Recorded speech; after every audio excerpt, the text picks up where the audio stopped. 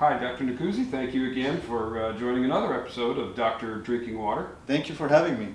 Quite welcome. It's been definitely informative, and hopefully this has helped a lot of folks to get some real expertise on some questions.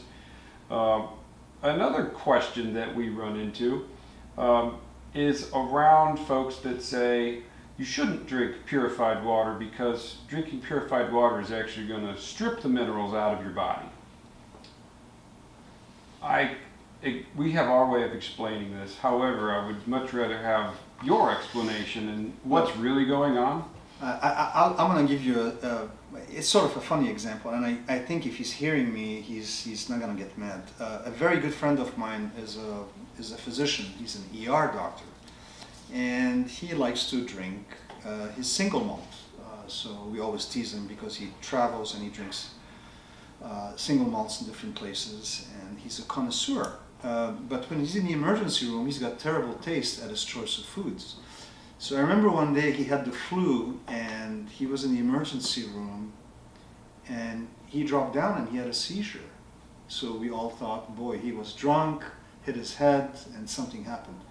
That wasn't the case.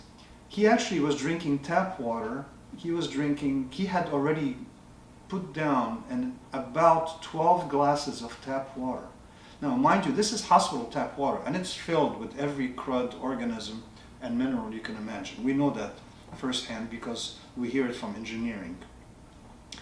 He had a seizure because of that. So what he did, he's diluted his sodium to the point where he became hyponatremic. Your sodium usually is around 125 to 130. But his sodium, after we obviously worked him up really quick, and he was taken to the room and we drew blood, his sodium was about 110. So we promised him that from now on, when he's sick, he's only going to drink bourbon at work, or he's going to drink single malt. I'm just kidding. But drinking tap water with minerals can cause effects. It is not an effect that depleted his body of sodium. It diluted his body of sodium. And that's different. When you drink a lot of water, you have a closed system in the body that contains a certain amount of volume of blood and minerals and fat and this and that. When you add water, very, very quickly, whether it's tap, whether it's hypermineralized, or whether it's purified, right? Whether it's filtered, hypermineralized, alkaline, acidified, anything, if you add massive quantities of water, that's called polydipsia. And polydipsia can drop your sodium. That's a fear that people have. That's why they call it psychogenic polydipsia. But that is not to say that water that doesn't have minerals is going to wash away. You cannot wash away. You cannot go inside the red cell and remove the iron that's in it. You cannot go inside the magnesium component of the blood nerves and the ligaments and the bones and remove the magnesium from it. It doesn't work that way.